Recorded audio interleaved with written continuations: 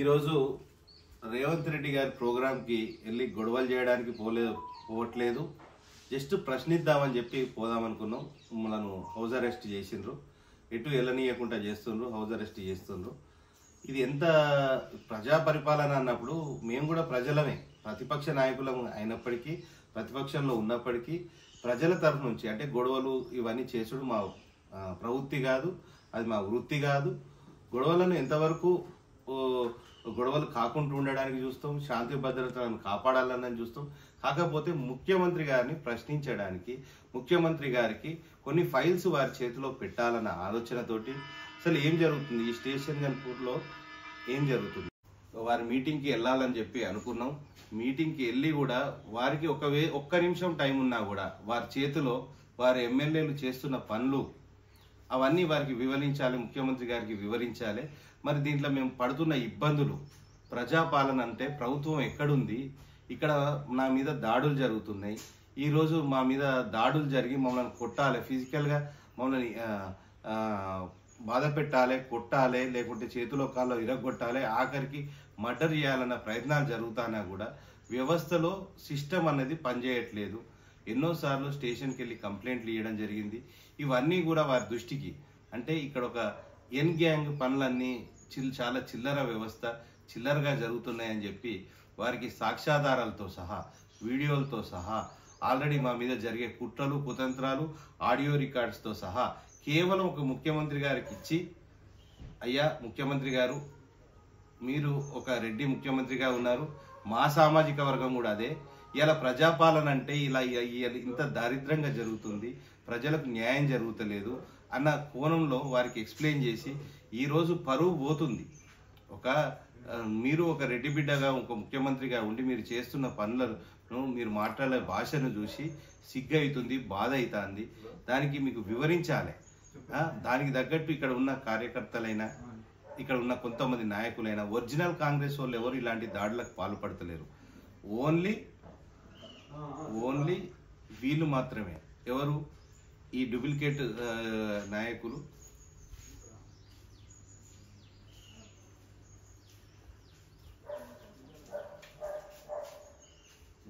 చూసినారు కదా, పోలీసు వలయంలో నన్ను బంధించడం జరిగింది, ప్రశ్నించే గొంతును తొక్కేయడం జరుగుతుంది.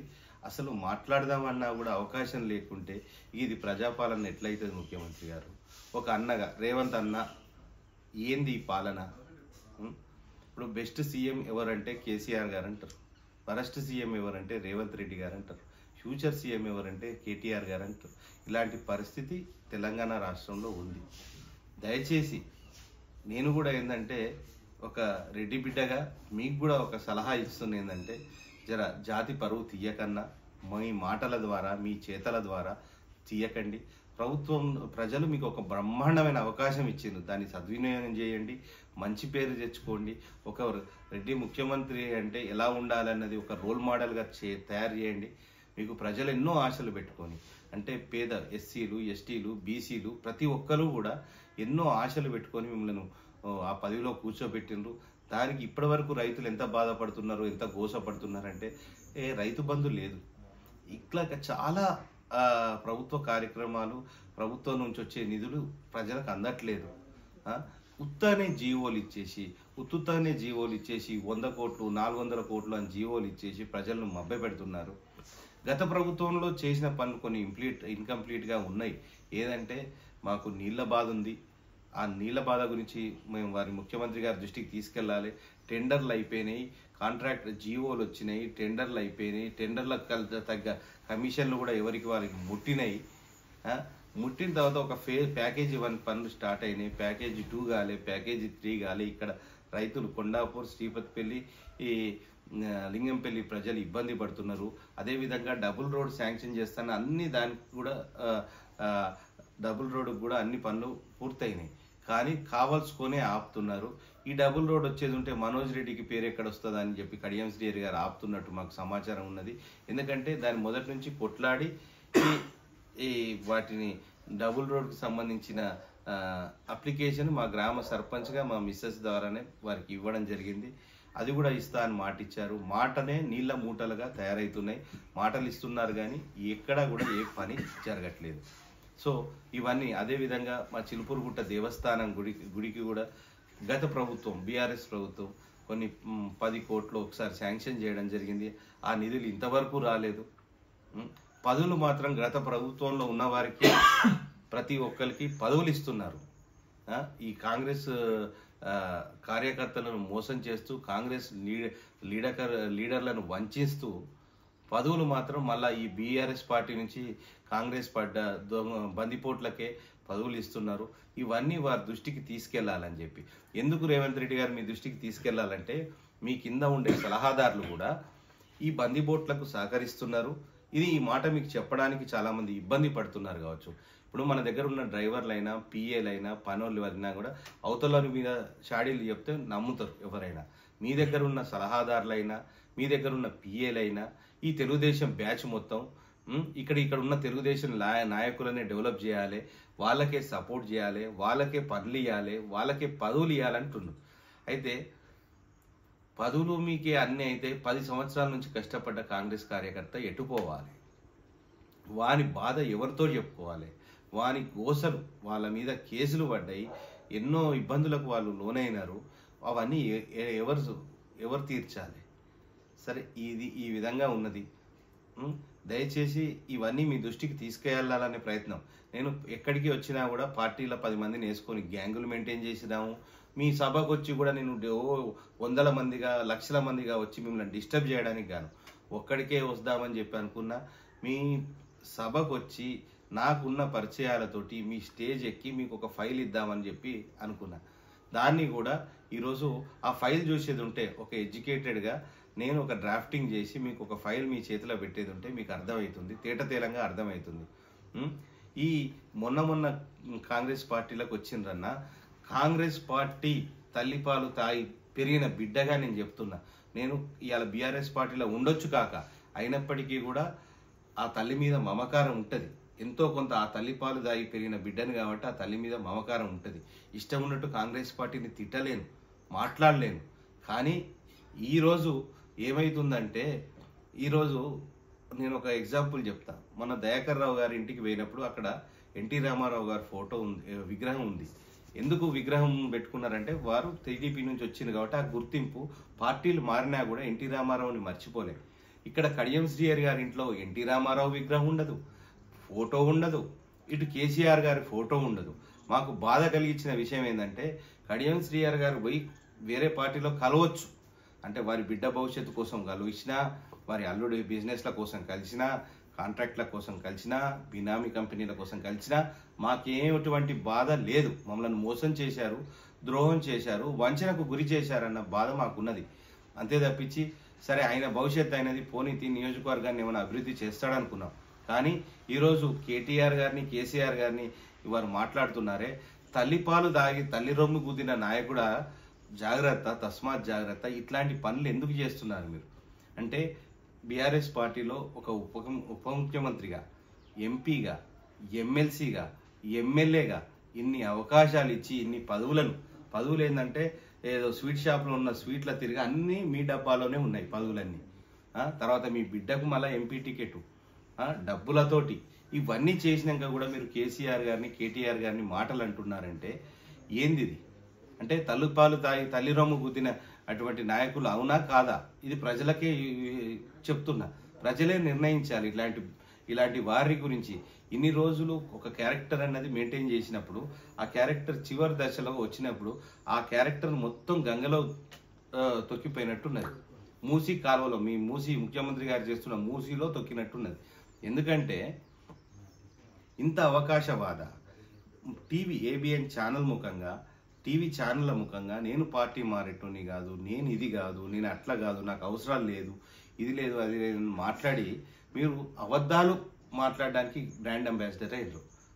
అబద్ధాలు మాట్లాడడానికి, అబద్ధాలు చెప్పడానికి ఫక్తు రాజకీయ నాయకుడు ఎలా మాట్లాడతారో అలా మీరు మాట్లాడి మీ క్యారెక్టర్ని చంపుకున్నారు. ఈరోజు నేను మాట్లాడడు గొప్ప కాదు. ఈరోజు స్టేషన్ గన్పూర్లో ఏ రైతునైనా అడిగినా మీ భాగవతం మొత్తం చెప్తున్నారు. మీరు వాళ్ళని ఎట్లా మోసం చేసిపోయినారు. ఈరోజు దళిత బంధు గురించి మీరు రాజయ్య గారిని 100 మందిని తీసుకొస్తా అంటాను. మీరు ఛాన్స్ ఇస్తే 1,00,000 మందిని తీసుకొస్తా.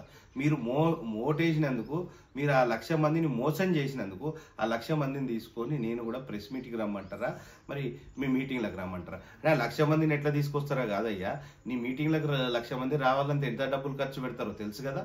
లారీలు పెడతారు, బస్సులు పెడతారు, డీసీఎంలు పెడతారు. అట్లాంటి అవకాశం, అట్లాంటి ఖర్చులు ఉన్నాయి. ఎందుకంటే ఖర్చులో పడి ఉన్నాం, మా దగ్గర ఖర్చులకు డబ్బులు లేవు. మీరు ఆ ఖర్చులు ఇచ్చేది ఉంటే నేను 1,00,000 మందిని స్టేషన్ గన్పూర్ కాన్స్టిట్యున్సీని మీ ముఖ్యమంత్రి గారు ఆఫీస్కి తీసుకురమ్మన్నా తీసుకొస్తాం, సభలకు తీసుకురమ్మన్నా తీసుకొస్తాం, ఎక్కడ మాట్లాడియమన్నా మాట్లాడిస్తాం. 1,00,000 మందిని మీరు మోసం చేసిండ్రు. 100 మందిని ఏమో తీసుకొచ్చి ప్రెస్ మీట్ పెడతాం, ఇది చేస్తాం అని అంటున్నారు కదా దళిత బంధు గురించి. మీరు ఒక 1,00,000 మంది ఓటర్లను మోసం చేసిండ్రు, 1,00,000 మంది ప్రజలను మోసం చేసిండ్రు, బీఆర్ఎస్ పార్టీ కార్యకర్తలను మోసం చేసిండ్రు, బీఆర్ఎస్ పార్టీ నాయకులను మోసం చేసిండ్రు, కాంగ్రెస్ పార్టీ నాయకులకు ద్రోహం చేసిండ్రు, కాంగ్రెస్ పార్టీ కార్యకర్తలను వంచిస్తున్నారు. ఇవాళ కాంగ్రెస్ పార్టీ నాయకులు, గ్రామస్థ స్థాయి నాయకులను కించపరుస్తున్నారు, వారి మీద కేసులు పెడుతున్నారు, వాళ్ళ మీద దాడులు చేస్తున్నారు. ఇదంతా ఎవరండి కారణం?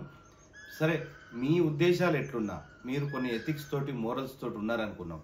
కానీ ఇప్పుడు మీ నెక్స్ట్ జనరేషన్, మీ అల్లుడి గారు చేస్తున్న పనులేంది, వాటి గురించి దృష్టి పెట్టండి. ఒక నయీం గ్యాంగ్ మాదిరిగా నజీర్ గ్యాంగ్ అని ఒకటి తయారు చేసి చిల్లర మల్లర పిలగాన్లను ఉసగొలిపి సోషల్ మీడియాలలో ఇట్లా పెట్టండి అట్లా పెట్టండి అని మీ గురించే ఫైట్ చేస్తున్నాం.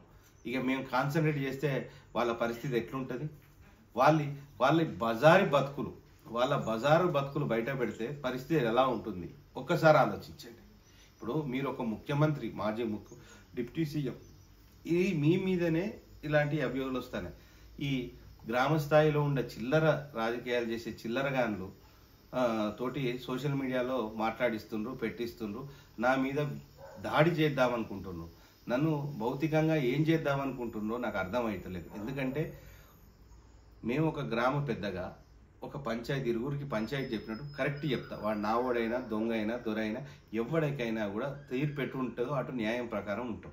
కానీ ఇప్పుడు ఏం జరుగుతుందండి? ఈ ప్రజాపాలన దొంగలకు ఒత్తాసు పలుకుతున్నారు, అధికారులను ఇంటర్ఫియర్ కావద్దంటున్నారు, మనోజ్ రెడ్డి పోలీస్ స్టేషన్లో కేసు ఇచ్చినా పట్టించుకోవద్దంటున్నారు. ఇంత దుర్మార్గమా? ఇంత అరాచకమా? ఇది ఏం పాలన? ఇది ప్రజాపాలన అని ఈ విషయాలన్నీ ముఖ్యమంత్రి గారిని అడగాలనుకుంటున్నాం. ప్రజలకు కూడా తెలవాలి. ఈరోజు నన్ను హౌస్ అరెస్ట్ చేయడం జరిగింది, నన్ను ఎక్కడికి వెళ్ళకుండా ఇక్కడ నిర్బంధం చేయడం జరిగింది. దాని గురించి ఈ వీడియోను ప్రజలందరికీ తెలవాలన్నట్టుగా పోస్ట్ చేస్తున్నా. కానీ ఒక్కొక్కటి మీకు ఓపెన్ ఛాలెంజ్ ఇస్తున్న కడియం శ్రీహరి గారు, ఇప్పటికైనా ఎనీ డిబేట్ కొట్టుకునుడు కాదు, తిట్టుకునుడు కాదు, రాజకీయాలలో ఇంత నీచంగా బిహేవ్ చేస్తారా అని ప్రజలు, రాజకీయాలంటేనే వచ్చే నెక్స్ట్ జనరేషన్ యూత్ బాధపడుతున్నారు. ఇట్లా తిట్లుకునుడు, ఇట్లాంటి పరిస్థితి వచ్చినందుకు. సరే, ఇవన్నీ ఉండకుండా ఉండేటట్టు చూసుకోండి, చర్చించుకుందాం. తప్పు మీ సైడ్ ఉందా, తప్పు మా సైడ్ ఉందా, మా సైడ్ ఎవరైనా తప్పు ఉండేది ఉంటే వాళ్ళు కూడా శిక్షార్హులు, మీ సైడ్ తప్పు ఉండేది ఉంటే మీరు కూడా అర్హులే. కానీ ఇవన్నిటికంటే ముందు మీరు సీత కనుక అగ్నిలో దొనికి నిరూపించుకున్నట్టు మీరు ఒక రాజీనామా చేసి మళ్ళీ నిల్చొని ప్రజల తరఫున, ప్రజల్లో మీకున్న నిబద్ధత ఎంత ఉన్నదో చాటుకోండి, గెలిచినప్పుడు మీకు సెల్యూట్ కొట్టి మీ జోలికి రాకుండా ఉంటాం. అంతేగాని ఎక్కడనో ఎవరి పిల్లనో తీసుకొచ్చి మా పిల్ల అని చెప్పుకునే పరిస్థితిలో సందంగా మారిపోయింది ఈ స్టేట్ పరిస్థితి. గెలిచిందేమో బీఆర్ఎస్లా, పరిపాలనేమో కాంగ్రెస్లా. ఇక సెలవు.